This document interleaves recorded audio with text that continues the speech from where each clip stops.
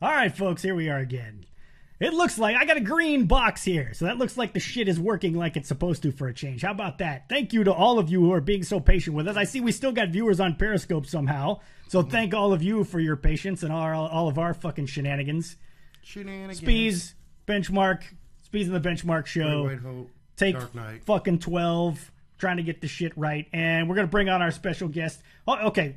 Real quickly, before we get to our special guest, Silky, tell him one more time. Next Friday, we got some shit going on. Our boy, the Machine, Brian Cage. Brian Cage, going to be with us. Impact That's next X Division champion. Friday, August 17th, from the Lions Pride Entertainment Show. So we will be putting out more information about that show, and we will be there speaking with Mr. Cage, taking your questions live. That will be badass, and we will look forward to all of you joining us. And we are glad to welcome Dr. Hugenstein. There he is. Dr. Huge, thank you for being with us, sir. Oh! Let's do it again. Fuck it.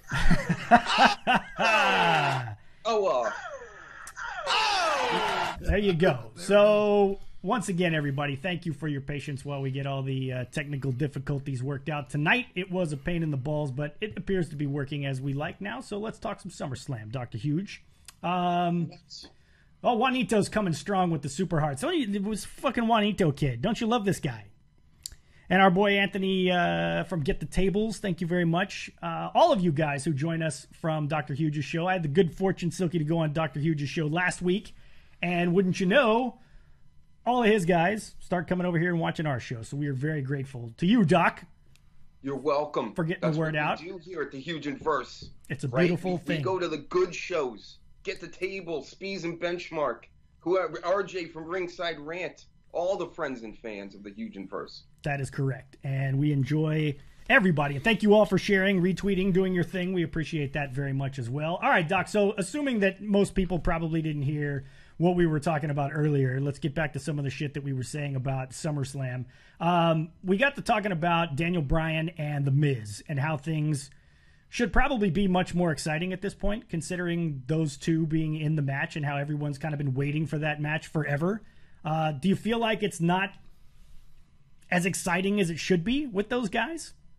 Yep, it's definitely not as exciting as it could be. Neither is anything else on the SummerSlam card or SmackDown or Raw or anything going forward. But The Miz and Daniel Bryan getting hit in the head with a vase while he's cutting promos about his TV show.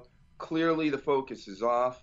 I know you may have issues about this, Spees, yourself, but I'm with you on that. I think that they're focusing too much on the TV shows, reality shows, but this is what they do, right? The market is there for them to make more money with The Miz. Then they're going to invest their time with Daniel Bryan in a wrestling match that has 17, matches on a card. Yeah, and listen, I'm not going to hate on The Miz for making money. Yeah. And I don't think Silky would either. No, never. By the same token, Silky, how much of selling that match and getting the fans excited about that match is on The Miz and Daniel Bryan? And how much of it is on WWE? Like, where does the... I don't want to say where does the blame go, but obviously there's a disconnect because we should be pretty fucking hyped about this match. We've been waiting for this match forever, and yet it feels like somewhat of a letdown. I mean, it is a little bit of a letdown, like I said before. I think they kind of just rested on the fact that 2 years ago Miz had that awesome promo, and people would just remember that, which, I mean, they do remember the promo, don't get me wrong, but that's not enough to sell this match. Like, yeah, you had the promo. I mean, it feels very paint by numbers. Like, let's go through the normal steps of what can get a match over without, what makes, when the build is kind of custom to those two people, it generally makes for a better hype package. And I feel like this is, 2 years ago, I called you a carrot, you walked off. Now you can wrestle. I throw a baby at you, a fake baby. Yeah. Getting hit in the head with base. It's just all stupid shit that really, I think if they just got him in the ring and maybe not done this match and pushed it off for a later pay-per-view. Where they could give it more attention. Yeah, where they can give it more attention. And I think that would have been better. Doc, do you think it's getting lost in the shuffle of the card itself? Because honestly, I don't know that there are any other matches in particular that are stealing the thunder from this one. Is it just an underwhelming card overall, or is it something about this particular matchup that just isn't doing it for people? Well, it's a little bit of both. Like, I forgot that it was in SummerSlam because, like I said, they have, 17 different matches? Maybe they could be giving us more, so... Yeah, it looks like there's more to come even, yeah. It's going to get lost in the shuffle. Silky. Can we call it the Spees and Silky show? Well, Spees and the Benchmark had a nice ring to it. He was pissed because it wasn't Benchmark and the Spees. I think it should have been. Well, it was the Silky and Spees show, Silky. Well, he is the benchmark of professional wrestling, so, you got to stick with what works, man. Got to go with marketing. It's branding. That's right. That's right. And speaking of which, gimmick, I'm gonna sidetrack from the SummerSlam talk for a minute. We could have got this chit chat out of the way half an hour ago if all our tech hadn't been fucking with us. So aside from the fact that it would get you over huge with the Germans, what was the genesis behind Dr. Hugenstein? Where'd you come up with the gimmick? It sounded funny to me. I worked at a hospital at the time. I used to drive all their blood and piss around everywhere, and this is way back in the day, back when the Sleaze was the Sleaze. Me and him, I was Dr. Hugenstein well before I did a podcast or anything. And it was all wrestling based too. No shit. So this isn't nothing new. And then he was the sleazy car salesman because he sold used cars, and he was super sleazy about he's one of them dudes with the cigarettes, puffing away. And that's how we got the name the Sleaze. And then I got my name Dr. Hugenstein for obvious reasons. Of course, yeah. I mean, you look at you and you think... No, that's not about my stature. Tell him, Silky. Tell him, Silky. That's fucked up. Yeah, exactly. That's why. And so when did you decide to do the podcast itself? Because you're one of those guys that hustles your ass off. I mentioned in one of the many takes that we had tonight, Dr. Huge, for those of you who don't follow him regularly, does a live show every weekday at least, 7 p.m. Eastern, 6 Central Time. And, that's a shit ton of time. I mean, I know us just doing it a couple nights a week is a pretty big time commitment. Was it just, you've always wanted to do podcasting? You've always wanted to be in radio? You've just that big of a wrestling fan? Like, what was it about? It's a weird combination of things because I grew up, I was into music, I'm into art. I didn't get into radio until we just figured why not do this for a regular show. Plus, I came up through band scenes in Rhode Island and Boston area, so I had a lot of the equipment and the know-how to do, things on software and make bits and songs and whatnot. So I figured after all the years I listened to Opie and Anthony, because they came from my area, I know they're pretty big now, which is funny to me. Or they're not together, but they're really big in their own right, doing a bunch of things on their, I think the other one's on Alex Jones, who just got kicked off the internet. Anthony's got his own podcast going, Howard Stern, a bunch of sports talk. And after listening to all that for years, I kind of figured I knew how to do this. I had the creative angle on all of it. And then I started getting back into wrestling because I worked with kids and a bunch of at-risk teens and stuff like that. So an easy way for me to get them to fucking just settle down, focus on some certain things that will take them away from life, put them in a universe, so to speak, was wrestling stuff. And then I started getting back into it myself, more heavy. So then I wanted to hear talk radio based on that. So then when I looked for it, I really didn't find anything, which was around 2015. So that's when I came up with the idea. I'm like, well, I figure I can fill that void, And that's, like I said, just doing it a couple nights a week, we know how crazy it can be. So the fact that you're on every night is pretty impressive. Let's get back over to SummerSlam. I want to get your takes on both of these. I know how Silky feels about this because he was pissy about the last time that these two had a match. But there's a rumor that we could see a WrestleMania rematch. And Sasha Reigns, one of your faves, Doc, is talking about how she's looking forward to seeing Roman versus Brock again.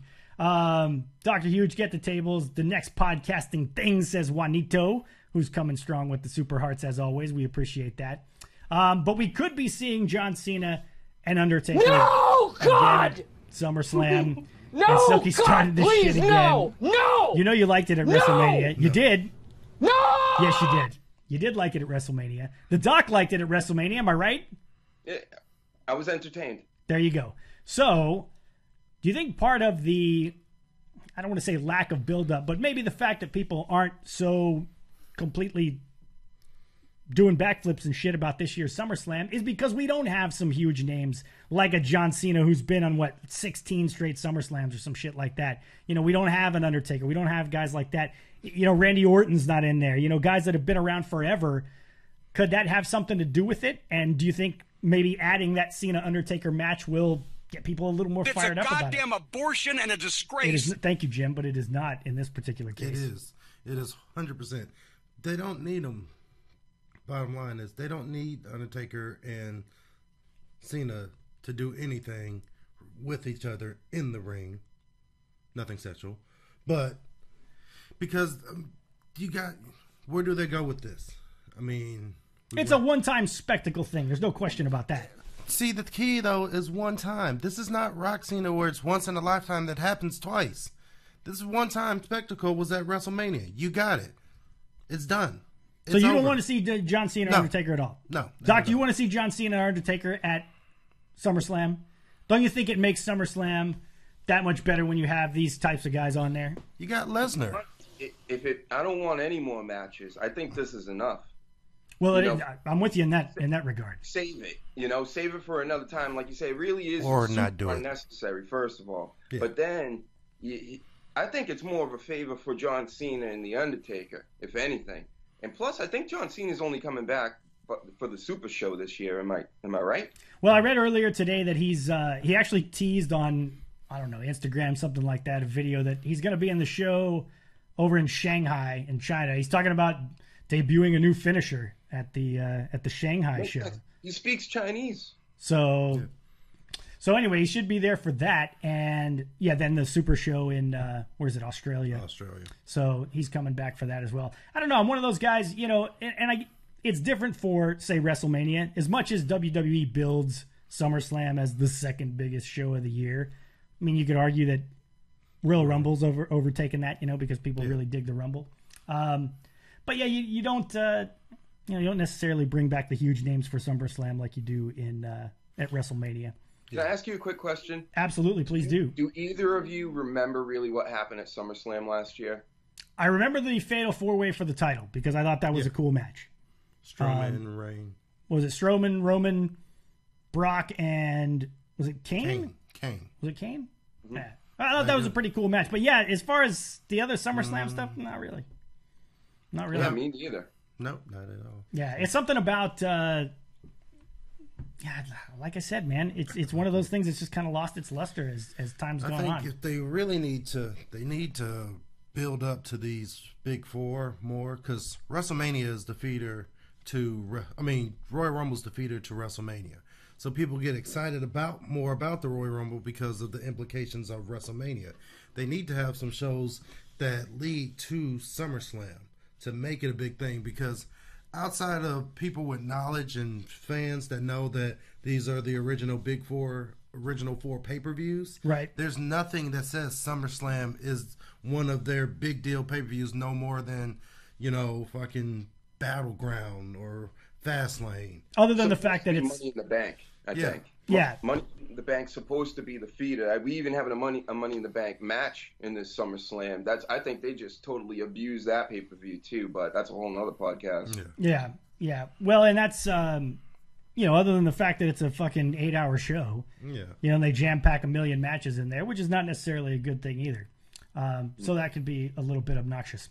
Let's talk about the tag teams. We still don't know who's actually going to fight for the Raw Tag Team Championship. It's looking like a triple threat between the B Team, the Deleters of Worlds, and the Revival, which the Revival would be nice for them to get a shot. But again, no match for the Usos. No match for the Bar as of right now.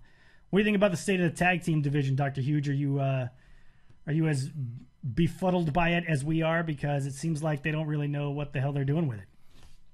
They have their moments, right? The Usos are really I think they're in a good spot right now. They're just once again being mishandled. The booking's all crazy. The just everything about it kind of sucks. You got Sanity, The Bar, New Day, Bludgeon Brothers is champ, the Leaders of Pizza, as I call them. There you go. Yeah. B Team, who can we talk about that B Team theme for a minute too? Because holy shit, that thing is the most. Are they trying to make us hate them? Yeah, it sounds like it. You know, it's one of those ironic things. I like. Oh, and I didn't even talk about the Revival. The Revival's doing big things. Revival is so great. Maybe they'll save the day with this stuff going on at SummerSlam. But them not if history knowing has anything to say, they will not. Yeah, and you brought up Sanity. That was another one that was on my. I had my notes in front of me, but obviously they're not now. Sanity is another name. You know, I start looking at we talk about there's so many matches. But then I was looking earlier at the guys who don't have matches on the card right now. And some of these people will eventually have matches. But, you know, it looks like Rusev and Andrade Cien Almas are going to get a match. Probably the mixed tag match with Zelina Vega and Lana, right? But you've still got guys, like you mentioned, Sanity. We don't know what's going on with Ember Moon. We don't know what's going on with Asuka.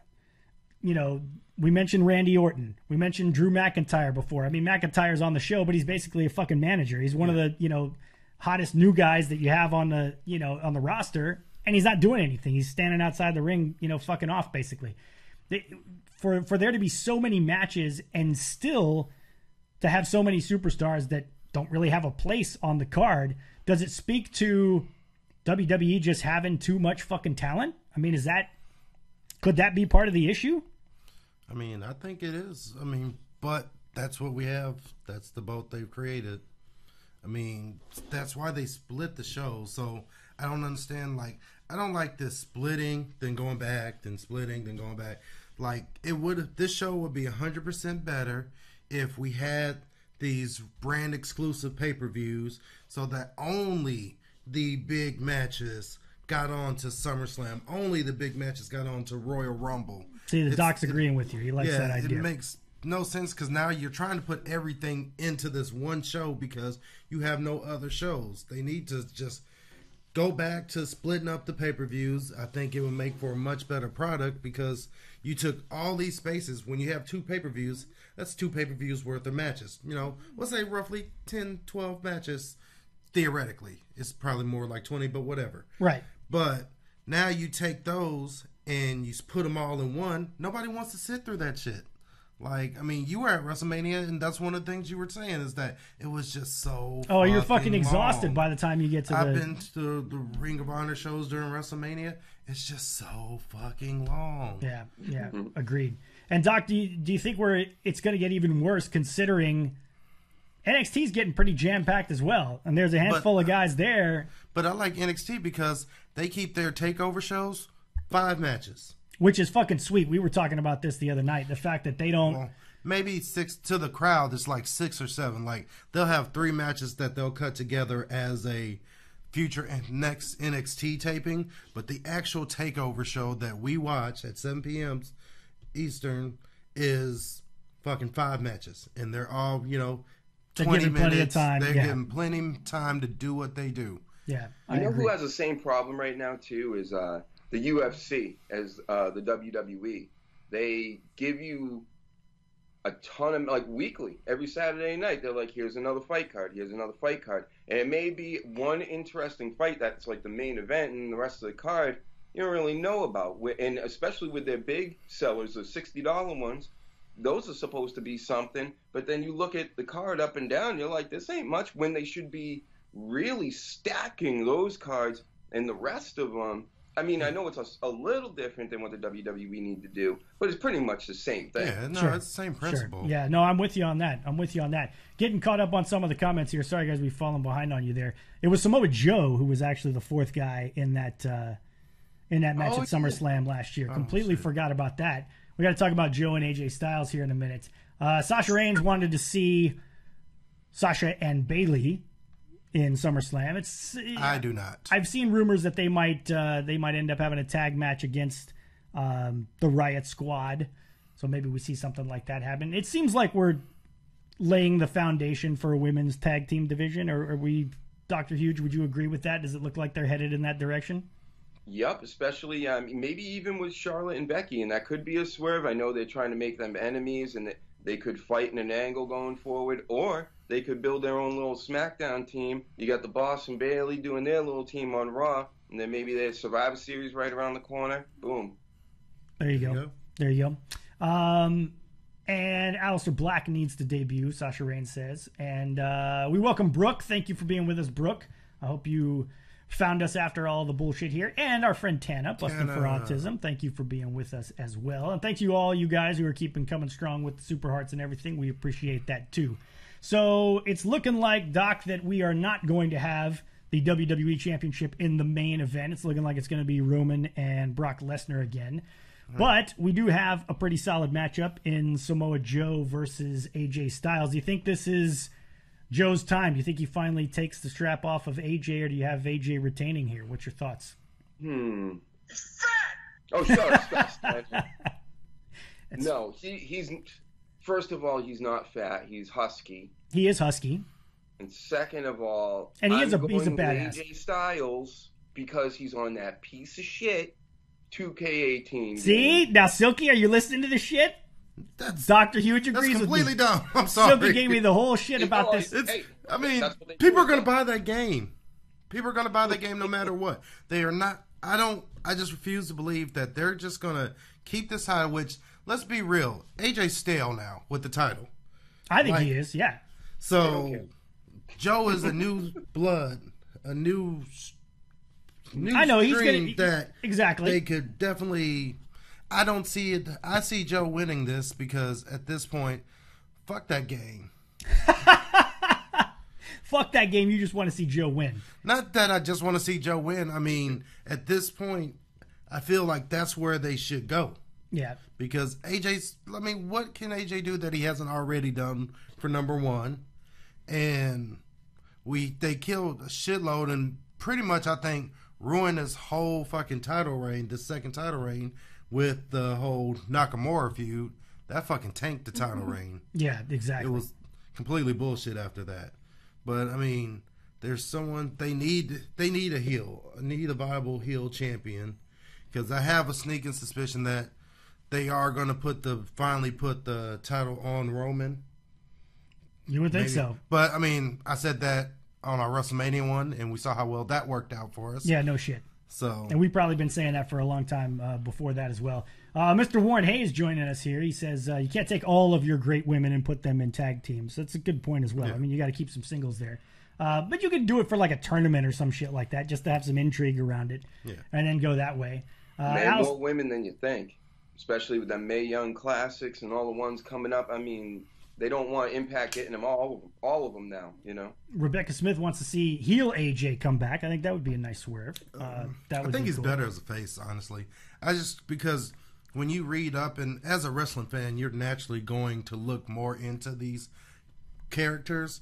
And when you read about AJ, who he is as a person, it's just so opposite of like the heel. It looks forced. It's like I don't buy him as this badass heel because he's the family man. He's the guy with the kids that goes home to his wife and all that. Never probably even looked at another woman or, you know, just to say they're attractive. Even went so far as to tattoo the dates that he's had sex. Isn't that right, Dr. Huge? There you go.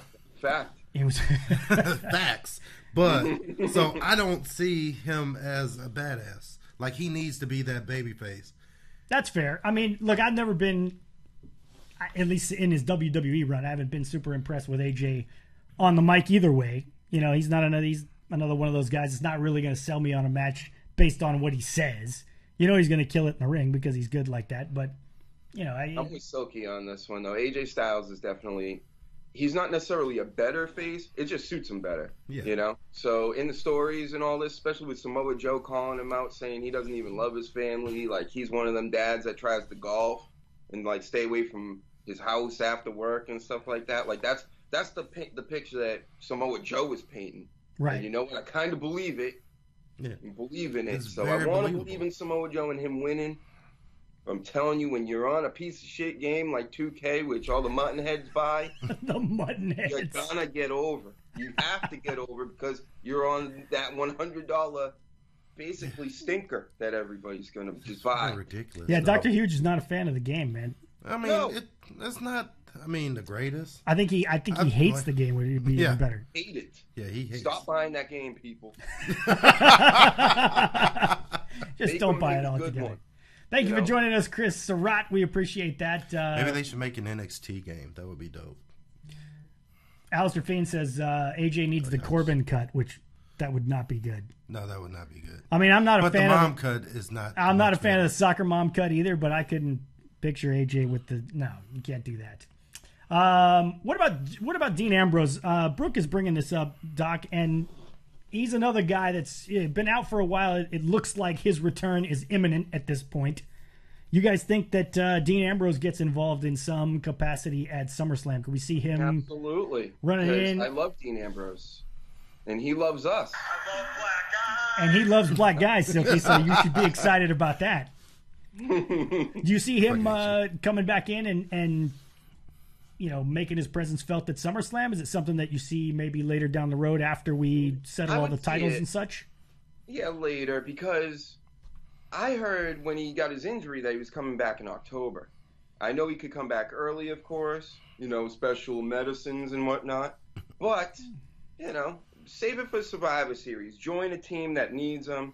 There'll be a spot probably more readily available other than these fucking 17 matches, whatever we got going on. Like, him even showing up, like, it's just more into a show that's already got everything going on. What they need to focus on is making sure Lesnar reigns and that story and whatever is coming to a climax here works. That's what they need to focus on. All this other stuff, Dean Ambrose, wait until Survivor Series. Fair enough. The Paul Heyman thing. Well, let's get your thoughts, Silky, on Dean Ambrose. You think he's back at SummerSlam? You think he does something there? Not really. No, not feeling it. No, I'm just not feeling. I mean, Brooke where is do you- convinced. We're sorry, Brooke. I'm trying to get these guys to come around, but I mean, it just doesn't. There's no place to put it where it doesn't seem like you're just putting them there to put them there, and I mean, Rollins, that's really it. But that seems everyone cheap. says Rollins, but the fucking Shield is dead. Like, people need to give up on that shit. Sasha Reigns just said the Shield versus Sanity ought to happen, Silky. They can't No, be the dead. Shield is fucking dead. They can't be They're dead. done. You're upsetting Sasha. They're a nostalgia act. See, right you're now. supposed to be welcoming our viewers, not pushing them away. I'm sorry, Sasha. I'm welcoming. I welcome Sasha, but her idea of the Shield versus Sanity is Don't say fucking, don't. fucking dumb. Oh shit! No offense. Uh-oh. No disrespect. Exactly. Exactly. She's the boss correspondent on the Dr. Huge show. And somebody keeps reporting Mac Diesel. This happened on your show the other day too. Yeah, Poor guy. somebody reports Mac Diesel. Yeah, he asked me. This is my place, Mac Diesel. This is this is $1 Million Studios. Yeah, it's $1 Million Studios. So we got to put a lot of work into the decor and whatnot. So. But yeah, and I don't understand why folks are reporting poor Mac Diesel. We get the porn bots in here that are just repeating other people's shit with little hearts behind it. Yeah. Happens to us all. Yeah. Speaking of hearts, Juanito coming strong with the super hearts again. You gotta love that kid. This Juanito kid's all right. I'm gonna take back some of the shit I've been saying about you, Juanito. You're okay, buddy. Mac Diesel's Juanito's homie, so that's good. Sasha says she heard he's coming back during Seth's match and interfering during Seth's match. Well, we'll see. We'll see what happens there. No, because I'm sorry. Like I say, Shield's done. So, and the Shield fighting is over too. So, those who want to see like Ambrose versus Rollins, we've seen it. We've seen Ambrose versus Reigns. We've seen Rollins versus Reigns. It's just let them be on their own. They did something that's great, but you keep bringing them back for bullshit. That's going to water them down, and then That's what it is. The doctor said it right there. It's fucking money. That's what it is.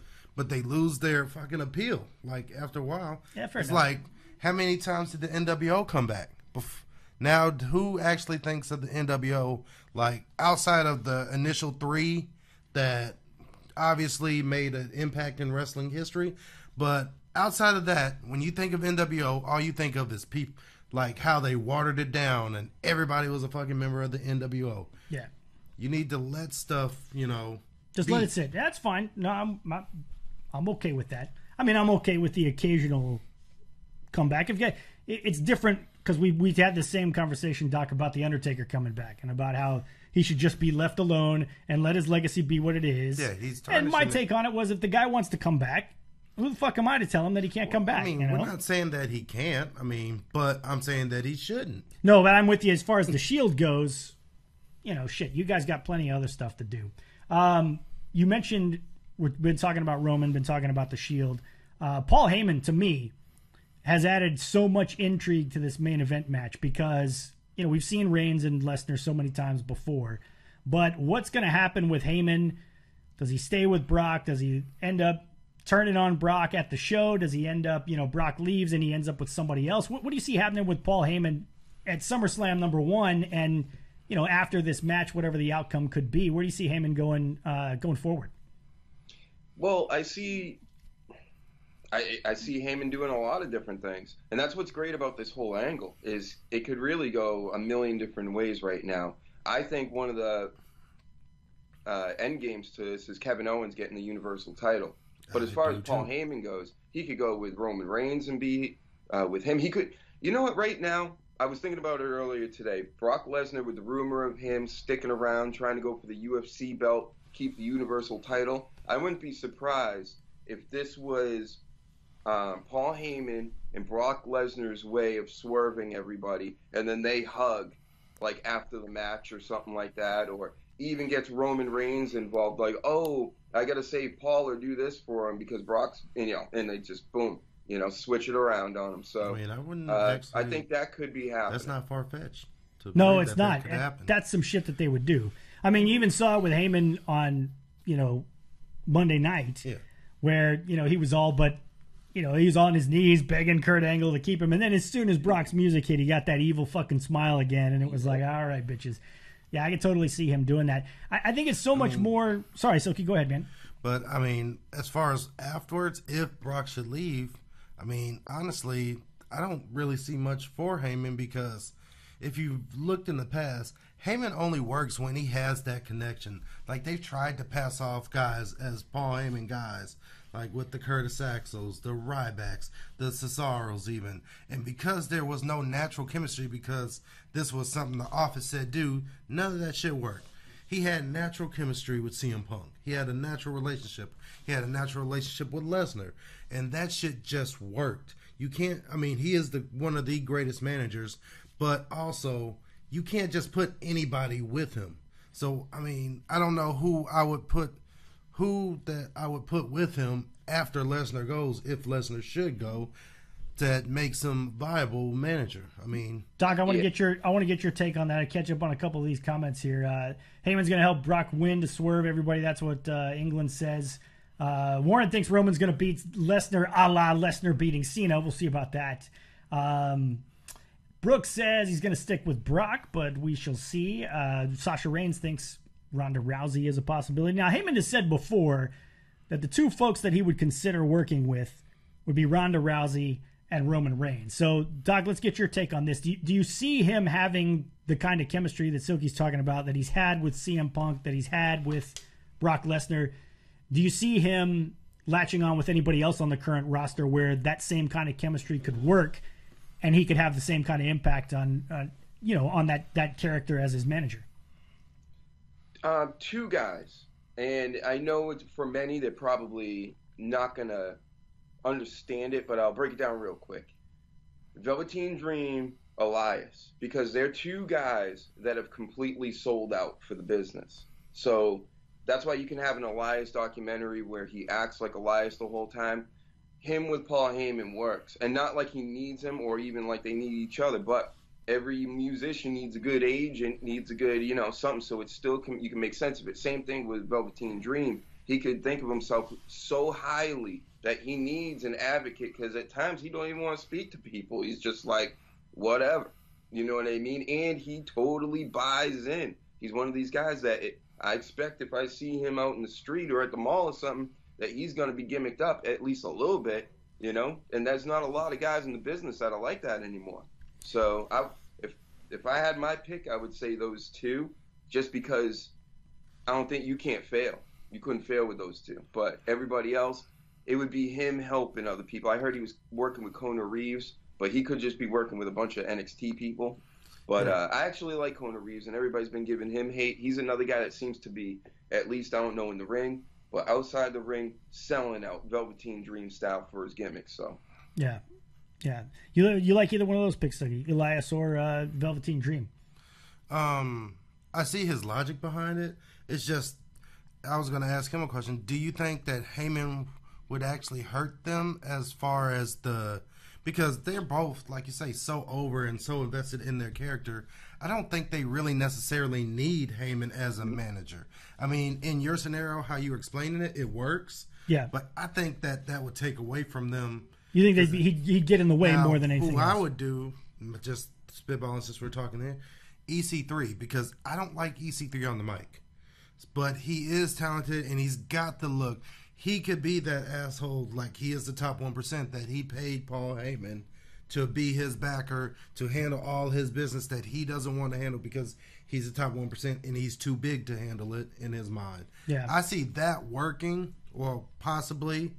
I still there's got to be something there to, I think, some kind of personal relationship. Like, before I even debut it on TV, I'm honestly, if I was WWE, I'm sending them around. Like, you guys go a month, fucking, I don't care where you go, but you guys need to get this, natural chemistry. So when we put this on TV, it's the fit. It's more than just he shows up and says, "Hey, Paul, you're going to be managing this motherfucker." Yeah, that's probably why he's at NXT right now, helping everybody with their, promos. Their promos, like yeah. They're probably trying to find him the next, somebody that can grow with him. Yeah, for sure. Mafia Life Frankie likes EC3. Sasha Reigns, she's digging Elias as well, coupled with Elias. We saw Lars Sullivan mentioned by somebody. Now, he could definitely benefit from a Heyman because he cannot talk. And, I mean, when he talks, you lose the effect of how fucking huge he is. Yeah. Because he doesn't really have that. Like, Braun Strowman looks big as shit, and when he talks, he sounds like a big fucking should sound. Right. But Lars Sullivan does not, in my opinion. And, I mean, nothing against him, but he just doesn't. I think he give him Paul Heyman so he could just give the mean face, slam people, and cash his checks. Yeah, that's fair enough. It's kind of a sad state of affairs when what's going to happen with one guy's manager is probably the most intriguing storyline of the main event of SummerSlam. Pretty much. I mean, I don't not see Roman maybe possibly doing a heel turn with Heyman, where Heyman screws him and hands him basically hands him kind of like he did a la Brock Lesnar first time he was champ with the Big Show. You could certainly see screwed Lesnar over. You could certainly see that happening for sure. What do you think of heel Randy Orton, Doc? He seems to be getting over quite well on Twitter. The fans are digging it. It's a nice change of pace from what we've seen from him recently. Are you digging the recent heel turn with him? Love heel Randy Orton. The whole Legend Killer deal, trying to rip out the gauges. Yeah, that was fucking awesome, man. Perfect. Yeah. Just perfect comeback. That's something similar to what I want with Dean Ambrose when he comes back. Somebody's going to be vicious, over the top with it, kind of psychopath-like. And Randy Orton's giving it to us. Randy Orton. Randy Orton. Yes, we have to say it like Randy Orton. And I think that Dean Ambrose could learn a lot because, I mean, they portray him as this lunatic, and which part of his character is like he's wild, like he does shit just to do shit. Like, you can't really game plan for him. I get that. But if he can sit with Randy and just watch him as he works heel, I think Dean Ambrose could be like one of the biggest heels because he has that personality to pull it off. He could, and they haven't done Dean any favors with having him kind of go back and forth from being, that wild card, lunatic kind of guy, and jokey, funny Dean Ambrose as well, because it seems like it kind of goes back and forth. And yeah, I mean, I think he needs to, for Dean Ambrose, he needs to be just more serious and still be lunatic, but let's give him like psychopath in a movie, like Norman Bates fucking lunatic. I don't want that. Yeah, he wants him to love black guys because that's what Dean does. I'm looking out my shower now. Yeah, I'll be interested to see if or how, I should say, Orton shows up in SummerSlam, because he's going to be there probably and cost Jeff Hardy. I was going to say, we've got the Nakamura-Jeff Hardy match again. Another one of these. I'm surprised they didn't. And we're still, next week is SummerSlam? So it's not out the realm of possibility that they'll make that a triple threat. Could be. Because if you're Jeff Hardy, you might as well. Yeah, I like the idea that Orton is just basically, because we've seen guys, and I saw some people saying this online about how we've seen heels basically say, you guys don't respect me and it's the fans' fault that I'm the way I am. Like, we've seen that before. Yeah. But the fact that he's basically said, I'm going to systematically destroy every one of your heroes, and the way that he fucked up Jeff Hardy like that, I think that was brilliant. Yeah. You know, it's one thing to just say, oh, you guys don't respect me, so fuck y'all. I don't appreciate you anymore. There's a lot of guys that do that. Yeah. But then to follow it up by basically trying to, for all intents and purposes, fucking retire Jeff Hardy, which is the perfect guy for him to feud with. You know, we give WWE a lot of shit when they get things wrong. They get things right sometimes. And I feel like they really got it right with not only the heel turn with Randy Orton, but who they put him with as well. So, tired Jeff Hardy's nuts. Yeah, that too, which is he hurt or what? I keep hearing that Hardy might be hurt. He might need to be taking some time off, but then he keeps showing up in matches and, sticking around. You gotta assume it, though. He's due. Him and Matt Hardy. Matt Hardy's writing that his hip and spine are like fusing together or some crazy shit. So it's like their time is coming soon. But and at the same time, which is kind of like weird, but apropos the wrestling business. Yeah, it's odd because I notice it. You look at Jeff Hardy and you go, shit, that guy can still go. You look at Jeff Hardy and say he can still go. I mean, obviously he's not the same Jeff Hardy that he was before, but he can still go out there like fucking R-Truth the other night. How old is that guy? Like 46 or some shit? I think he's almost 50, if he's not 50. And really? That guy gets out there and... Yeah, Dr. Huge, black don't crack. Exactly, which is fucked up that R-Truth still looks like that. And he's almost 50 years old. I look fucking 50, and I'm not as far away from 50 as I'd like. Yeah. I still got a ways to go. Do you? Fuck off. I'm doing okay. All right, Doc. So, big takeaway from SummerSlam. Give us your bold prediction. What's going to steal the show? What's going to have people talking after SummerSlam this year when we get ready for our Monday Night Raw show on the Dr. Huge show, 7 p.m. Eastern, 6 Central Time, the day after SummerSlam? You're going to be talking about what? I'm sticking to this massive conspiracy. Hold on one second. Oh, he's got to get his conspiracy music going. Here we go. So, Braun Strowman, Kevin Owens have a match, right, for the Money in the Bank. This is true. Kevin Owens wins it somehow because Braun is on the decline. He's not on the incline. Nobody needs Braun Strowman. All he does is flip shit. So let him continue to flip shit.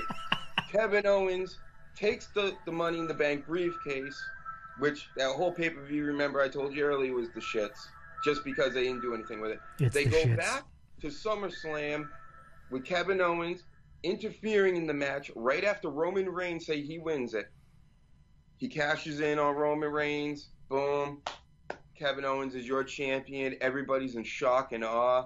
And the same shit just keeps happening to Roman Reigns. Brock Lesnar fades out into the sunset, goes to UFC. Silky Baines, what do you got? What's the big story coming out of SummerSlam this year? It's going to be what? I think as far as the big... hold on. Let's get your Negro Damas music going. Yeah, I got my own music too. It's going to be, I agree with him on Kevin Owens winning Money in the Bank, the contract, and cashing in. I don't think he cashes in on Roman.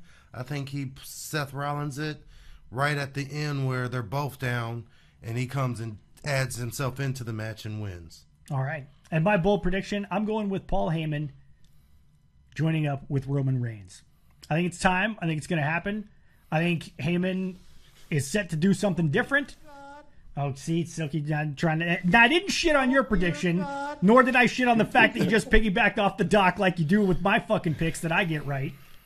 No, I think Heyman's going to turn on Lesnar, and I think Heyman and Roman Reigns team up somehow. I would love to see it. Maybe it's just because I'd like to see it that I think it might happen, but we'll see what happens. Doc, it was great to have you on the show. All of you watching, thank you so much for being with us. We appreciate your patience as we got through all the shit earlier today. Thank you, everyone, for the Super Hearts, Juanito, all of you guys that are with us, Heather, 1D Fan 1, Brooke, Alistair Fiend, all of you guys, Get the Tables, Warren Hayes, all of you guys that joined us. Juanito, as always, coming strong with the Super Hearts again. And Doc, before we get out of here, go ahead and pimp your stuff for everybody one more time. Let me say, first of all, continue to do great things on Speeds and the Benchmark Show. We appreciate it. Back. We appreciate it. You know me, I'm fucking obsessive about things, so I'm going to be here, for a while on Periscope, YouTube, Twitch, Twitter, SoundCloud especially. New show just dropped today.